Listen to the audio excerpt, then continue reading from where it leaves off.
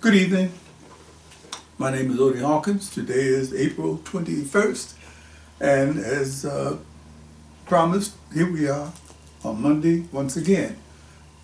Zola, Salena-Hawkins, please step in. I'm stepping in. And Hello, my love. I'm already here. Please have a seat. You're wearing your outfit once again. I think you're trying to show me up or something. No. I look like a... Well, you know, usually the male species is the one that's all flamboyant and everything. So I'm trying to talk. Oh, so you admit you're trying to do it. I'm trying to be be like the female version. This is a private, ongoing joke. Hawk, right? Hawk. Okay. Okay. So, and the hawk is... I'm not going to fight with you about Okay, it. please don't. Anyway, once again, here we are, and if you'd like to explain why we're here, We are here. Oh, I'm drinking a little tea here. And I'm a little pineapple smoothie. Pineapple juice. Get yourself some. Have a sip. You know, this is not going to go on forever, but it'll be interesting, I hope. And if you like our video, please hit the like button and subscribe. Okay. So how did this happen? Well, it's your friends, and I emphasized your friends, Bam and Baby June. They were talking to you about all your books, and they said, I heard you're the underground master. And they were like, you know, you got all these books, well, why aren't you selling them? Yeah. They said, 38 published they books. said, you know, we go in the stores and we're always, you know, getting books. They didn't say they were buying them. Yeah. But they said, we're always getting books, you know, and giving them, selling them to other people. And, you know, why don't you sell some of your books like we do on the corner or something? I have to interject this. Yes. Bam and Baby June have been addicted to heroin for quite a number of years, and I often think of them as literary dope fiends, because they have been known to steal books from bookstores and sell them for half price and all that. But please They're go on. entrepreneurs and Entrepreneurs. another scheme of ways of thinking. But anyway, and so, you know, you really took up their thought, and we realized that if we were to sell them on a corner, that requires going to the city and getting a license to sell books. That's on the right, corner isn't it? and all that kind of stuff. Oh. So we said, well, why don't we just do it from this corner in our own home? And that's what we do.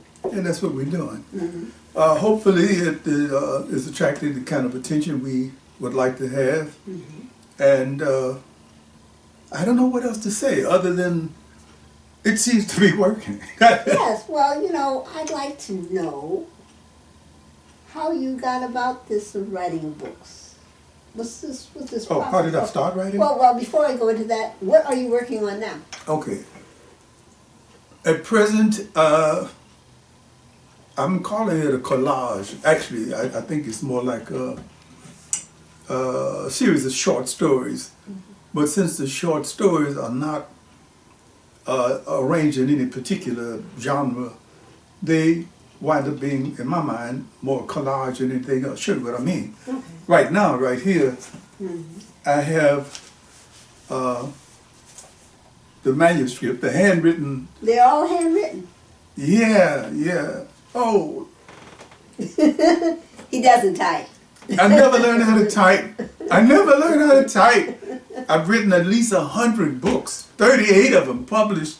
We think about how much paper he's gone through, and how many pens. Screenplays. I have written and sold screenplays and radio shows. Has an NAACP award. What else? I mean, collection, bookstore collection and so forth. And I tell people I've done it with my little hand. Yes. And I think that's one of the reasons why it keeps floating around in front of me like this. And requires like you now a mirage. now Stop. it requires you to put on a brace. Say put on a brace. Right. It doesn't hurt, but I have to stop doing that. Anyway, for me the basic idea, first of all, is to have an idea for a story about whatever appeals to me. And I suspect... This is the writing process. Yeah, okay, the process for me, this is... some other people may be into the same thing. But the first idea, the idea has to be strong enough to compel me to want to sit down and do a story outline. An outline. A story outline. The outline can be one a page, or it could be 50 pages. Well, at least yours are usually like, I think, maybe 15 pages or more, outlines, or more. Okay, what does the outline do? The outline Mm-hmm. gives you a place to start, a beginning, Mm-hmm. middle, crisis, climax, resolution, ending. Mm-hmm. And it helps to know all of these things because I taught writing classes for a number of years. Mm-hmm. And very frequently, very good writers are reluctant to do the outlines. And I could never figure out why. Mm-hmm. I mean, first of all, I've used the analogy of someone taking a trip. We've driven from here to the East Coast, to Maryland. Mm-hmm. And I couldn't imagine taking a trip like that without having a road map. Yeah. So in my mind, the outline for the short, whether it be a short story, that's something less than 15 pages, Mm-hmm. or a long short story, which is more than 15 pages, Mm-hmm. or a novelette, 90-some pages, or a novel. Okay. It means that what you want Well, I'm thinking, so there is the outline, but I don't guess maybe what is in the outline? I mean, how do you figure out who you're going to write about, or? Okay, that's something, and for me, I mean, I'm saying this Mm-hmm. with a little bit of hesitation because Mm-hmm. some people have different kind of ideas about what an outline means. I'm going to say what it means for me is that you just do rough drafts of where you think this should start. Mm-hmm. Maybe you have a location. Let's say I'm starting off the story in a small town in Mexico. Mm-hmm. And okay, well, why Mexico? I should answer that. Why Mexico? What appeal would it have by being in Mexico rather than Illinois? Okay. So, but if you do it in, say you pick a town, say you have a map and you pick a town, you go boom and pick a town. Would there be a problem if you just picked the town off of the map? Yeah, Why? because I don't think I can approach it in quite that random way. Mm-hmm. In the back of my mind, if I picked a town, Mm-hmm. it would have certain kind of demographics. Let's switch from Mexico to go to a small town in Mississippi. Okay. Very likely, my impulse would take me, because I am who I am, Mm-hmm. my impulse would take me to the black people in that town in Mississippi. Okay. So you're I- saying it's kind of important to have an idea of You have an the idea location where you're at. of where the location is and why it should be there. Mm-hmm. There's certain kind of things that happen in small towns in Mississippi that do not happen in the same way as small towns in Iowa, let's say. Or Hackensack. Or Hackensack, where you from? Right. Yeah, no, which is not a small town. Mm-hmm. But if you were writing about if I were writing about Hackensack, Mm-hmm. right now, basically all I know about is that it was the town that you were elected mayor in back in 2020. He's a story. I'm telling you the story. He's a story. But what if that had been the case? What if that had been the case? What if you had been elected the mayor of Hackensack? No. Then I would have a starting place. You certainly would have a starting place. Not and only that, I would have another leaving place. I'm sure they'd chase you out of there. I would leave. Okay, but then you start off with, I'm not saying location is all everything, No. but some specific starting point. I do love you, Hackensack, but I'm glad I'm in California. Well, it's cold there. It's cold there. Cold in Hackensack. Okay. I think the next most important thing are the characters who are going to make the story live. Okay. Yeah, and So where do you get these characters from? for me, it's everywhere. Mm-hmm. It's everywhere. We have a Tai Chi class at the Watchtowers Several. Art. Oh, okay. That Several. one. Okay. We have several. One of them is at the Watchtowers Art Center. Mm-hmm. There are approximately 15 staff members, including the director,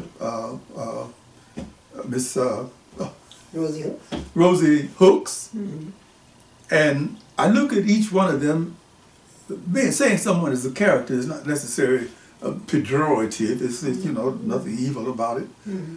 But some people fit certain characterizations or vice versa, and you can use them more easily for what you need to use them for. If I need a stubborn character, I would think of somebody like Carlos. Okay. You know, who is very hard to convince, and you know, he has his own way of thinking about things.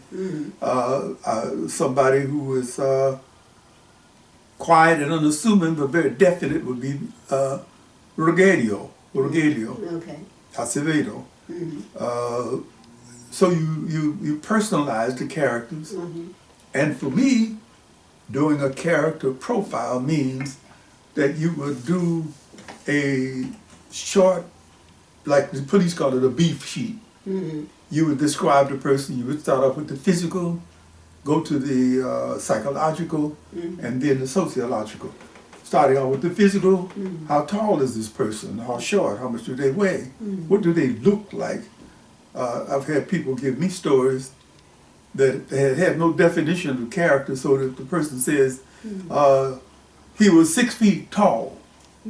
Well, I mean, did he have blonde hair? Was he Samoan or was he... So what happens is you pick a character that you want to put in your story, and you have, I guess, like you would say, frame of references from people that you know. Yeah, yeah. As you say, that if I want a stubborn, you know, determined person to do it their way, I would pick perhaps Carlos's personality. Yeah, right. Okay.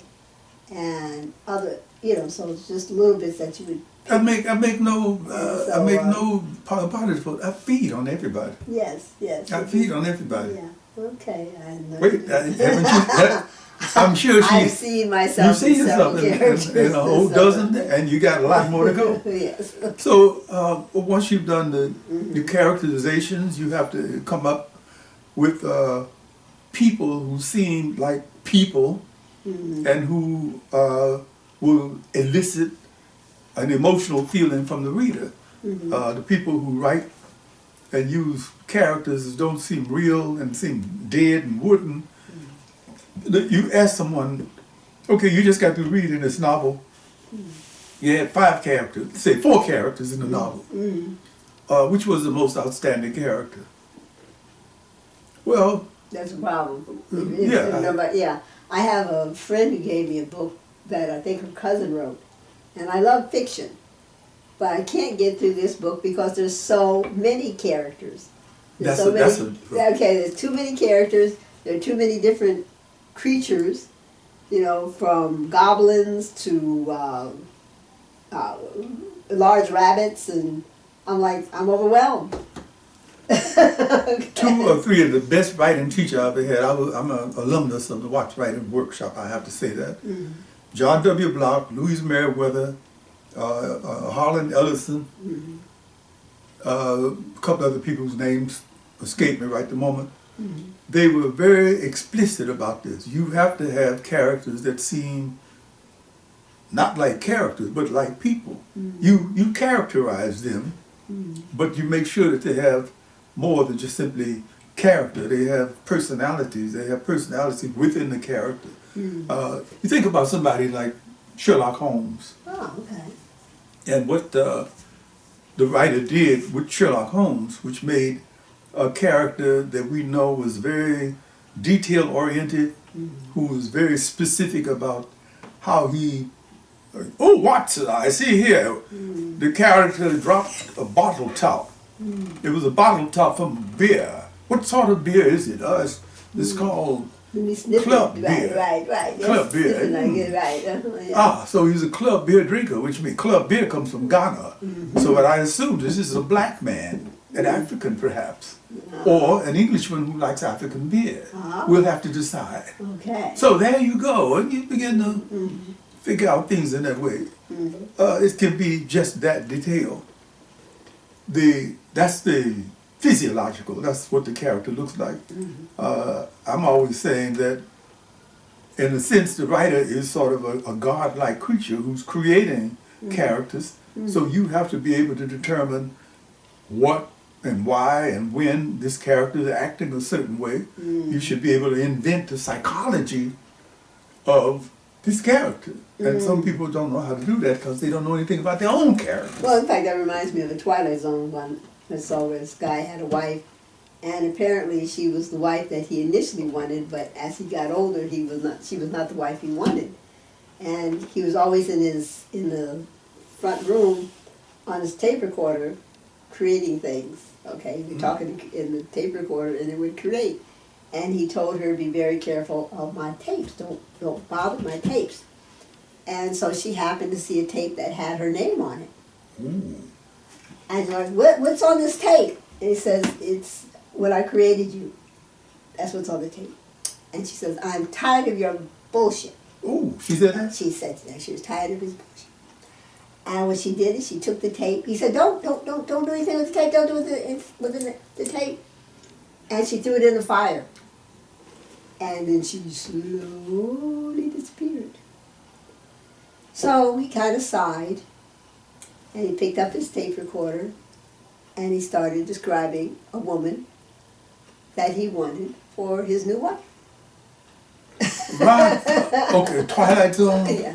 I wanted to write Twilight Zone script so bad, but at the time, they were not accepting scripts from African American writers quite so readily. But one of the points he did, Rod Serling, in the series was create memorable characters. Sometimes, like yourself, I can remember characters in some of the stories. I can't remember what the story was about. Right. But the characters themselves. But let me finish the third part of the character profile. You got the physiological. If you want to, you can start with the psychological. Okay. I started off with the physiological, what they look like. But you can usually start off with the psychological, which means when you've finished developing this character's psychological facet of that character's profile, you would know why this character did certain things. I mean, why is it that the character had to wash his hands every 5 minutes, every time he was near some soap and water? He had to wash his hands. Turns out, going back in his history, that he, as a little boy, he accidentally strangled a kitten. And he's been trying to rid himself of that, The memory. since then, psychologically. In addition to that, you know that he has a fixation for certain kind of breakfasts. He can't just eat fried eggs, sunny side up. He has to have his eggs soft fried. There's a reason for that. You like soft fried eggs, don't you? I do eggs. Nice. Yes. Okay, something in you wants. And my mother did. She too. She likewise. Yeah, Mommy did too. So that's the reason. Yeah, well, she used, when I was a child, she would do soft scrambled eggs, and she put little chunks of ham in it. And then when I stopped eating pork, that was another. Okay, but look at the thing that could have happened. You could have grown up hating soft boiled eggs, soft fried eggs, but the opposite thing happened. But you would be able, in your story profile, in your character profile, you would be able to explain why it is that you wind up liking rather than disliking. You got the psychological, physiological, and sociological. The sociological is what a lot of people miss. I have read stories where you couldn't tell what racial group the people come from that this character is talking about. I'm not saying that is the most important thing in the world, but in this world, it helps. It is very important because of the way the world is shaped. If you have a character who happens to come from Samoa, and you don't mention that in talking about his family circle, then you would be leaving us out of Samoan cultural foundations and why this person likes to have roast pig, barbecued underground, and et cetera, et cetera. So, well, yeah, you're 87 now. 87. So talk about your age as related to writing. Okay. Say, like, when should a writer retire? Let me answer both points. I look at 87 as a landmark. First of all, I never ever thought I would live to be 87. The people who go around, because we live in a youth-oriented society, people go around saying things like, oh, well, take you for example. How many people know you're 92? I'm not 92, but I am 76 years old. I'm just old. Okay, but see, strong. This is what I'm trying to get to. Yes. You have grown, and you didn't fall for the Hollywood thing with, oh, wipe these under your eyelids and your eyes will get brighter. Smear this on Your face has character. I say if you take away all the lines, you might as well be a mannequin. Mannequin. Okay, but once again, because we live in a I'm coming to the right of 80, so. Okay. But because we live in a youth-oriented society, people become so self-conscious about aging that they are almost ashamed. I mean, you can get a group of people, and the one thing you don't want to ask, especially, I hate to say it, especially if it's largely female, and I've had this happen in a writing class, and I looked around, and I wanted to know something about the people in the class. Right. It was our girlfriend, Ilana, Renee's sister. Okay. Vanya. Vanya. Writing class at Vanya's house, there were about 15 people there. About 12 women. So, okay, it's hard for me to guess anybody's age because people look different all the time. Right. So how old are you? And she ducked, oh, don't ask me that. So, wait a minute, we're writers, Right. and we're supposed to be able to determine what age a person is and whether they like apples or oranges. Right. So, well, okay, let's put you on hold. Right. How about you, sister? Do I have to say that? No, let's go. We had to get around to about 5 people before the first one says, I'm 92. I'm just joking. She wasn't 92. She was 62. Right. And then somebody else said, I'm 70-ish. So what is 70-ish? Okay. Okay, we understand if you're writing and you want to delve deeply enough into the motivations for people's actions, you will understand that they have been taught to believe you should be embarrassed or ashamed of having lived so long. I'm lucky because I came out of a cultural tradition where old-timers were honored. You know, people could be arguing, Respected. Yeah. and, you know, they'd be shooting it back and forth, and then Mr. Uncle Percy, who was like maybe 75 or 80, would open his mouth and everybody would shut up. We went to Africa, in Ghana, for example, in the motherland, age is honored, and a whole bunch of other places. The Japanese honor people who are, but in this youth-oriented society, like I said, people are either embarrassed or ashamed to say that they are 80-ish, Right. 80 something. And I like the way you say that. So many other countries, they honor the Oh. elders. You know, when we're lost in the tube in London, and a young Indian woman came up to me and said, "Auntie, are you lost?" And I said, "Yes." And she said, "Where do you want to go?" And she took my hand, and I took Odie's hand, and we ended up where we needed to be through her help. I didn't get her name. It was an Indian woman, right? It was an Indian woman from India. Yeah. You know, and it was just beautiful the way she took control. Yeah. You know, she observed that, you know, there was a problem. Yeah, You know, no, she went to help. it's criminal because, in relation to the last point you were asking about, it's criminal because you have people who have had a lot of promise. I think about people like Isaac Bashevis Singer, the great Israeli writer. I think about several Japanese writers who began to write when they were older men, older women. One of the things that happens, I believe, is that the older you get, the greater use you can make of the experiences you had in life. I mean, somebody who's only 25 has only 25 years to fall back on. Let's say 20, because by the time he had to be 5 years old before he realized he was on the world. Well, I know, like for singers, I've always found it odd, almost comical, I would say, if a person is 15 years old and they're singing a torch song. Yeah, singing. Baby, you don't love me. You leave me all alone. Oh, okay, no. 15. Let's not worry so much about love, or this is the end of the world because so and so doesn't love me anymore. Hopefully, you've got many, many more your years to find someone who will actually truly love you for you, and not for being a movie star, or famous, or whatever else. But well, isn't that something that you have to come up with after you have had the experience of knowing the difference between love and Lust. lust. Yeah. I mean, there's nothing wrong with those lusts, but Not at all. we don't But we don't want to rely on lust alone. No, but on let's the have right, a little lust in the love. Okay. on the writer score, Mm-hmm. when it comes down to the question comes down to when should you stop writing? When should you Right. go? My personal opinion is that when you are objective enough about yourself to know that I'm not hitting the marks. I'm not bringing this to the kind of conclusion I wanted to have it coming. When you feel that you're slipping, stop. But but in the process of that, it is important because you were constantly reading.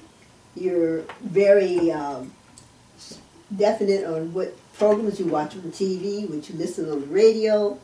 Your drumming, the Tai Chi, other activities, the rebuilding of your shoulder from surgery on the 14th. Well, see, Zola, here's the thing.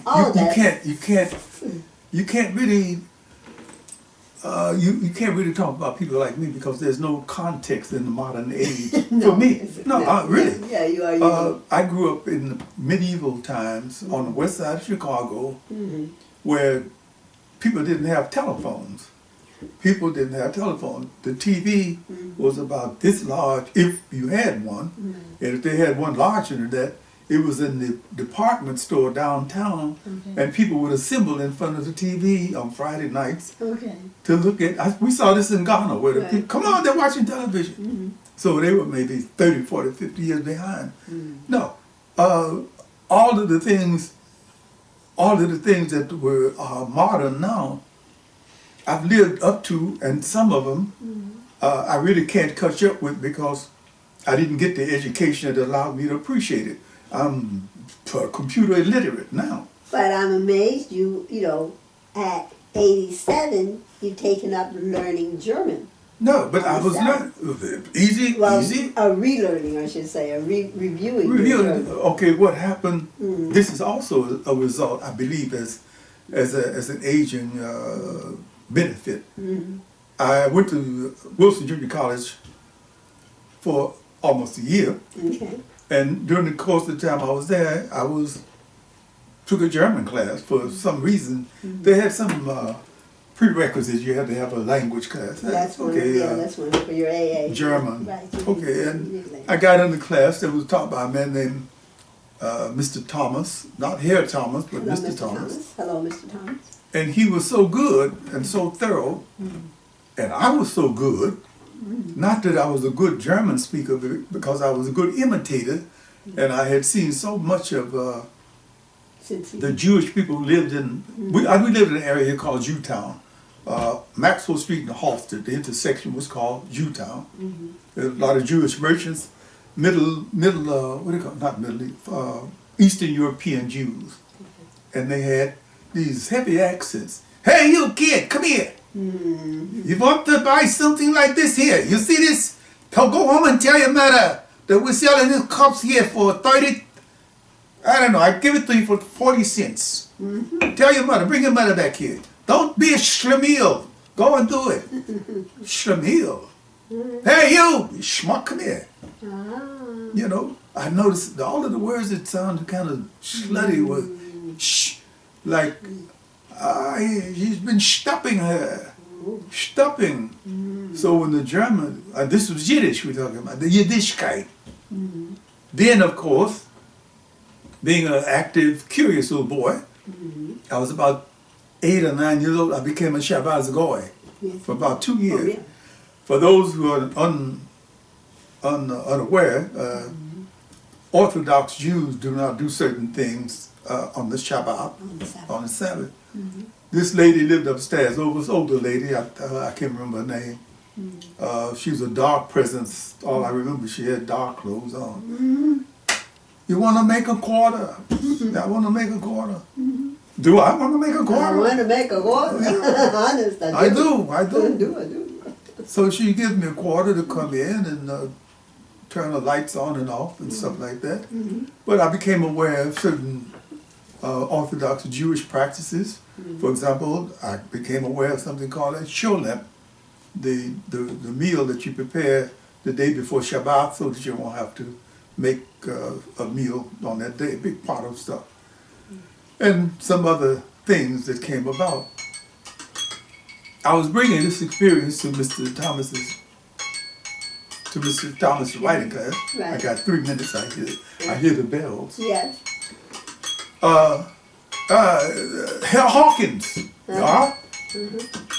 Kennen Sie die Geschichte von Steuben? Die Geschichte von Steuben. Do you know the story of a man named von Steuben who found gold in a river up in Northern California? Right. Mr. von Steuben. Do I know the story? Nein.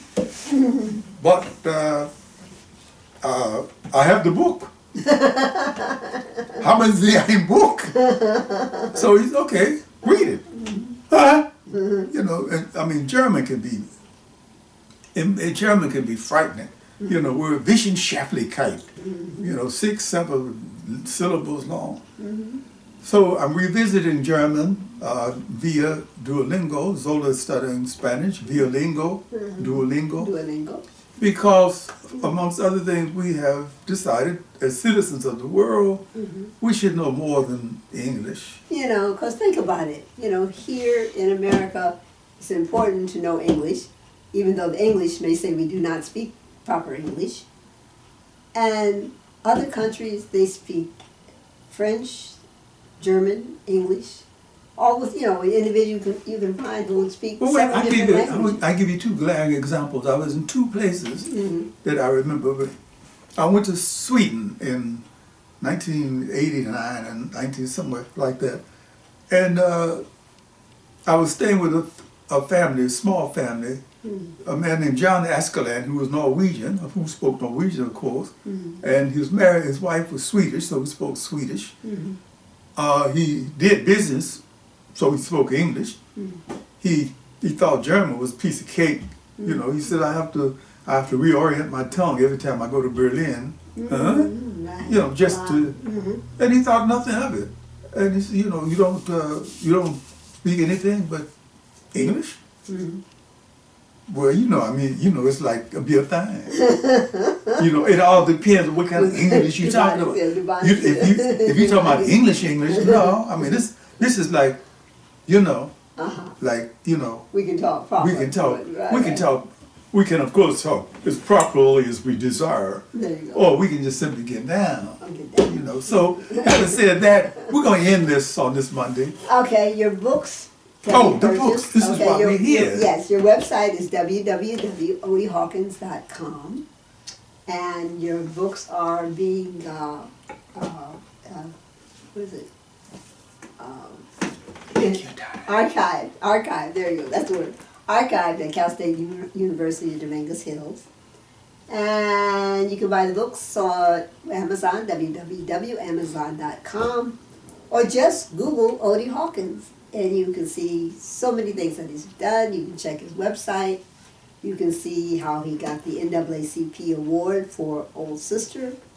And with that, we'll check you out. We're checking out, but we would like to say one final word. Pope Francis was a wonderful old man, and we'll miss him. So another good soul. Another good soul. Oh. Hey, see you next Monday. Ciao.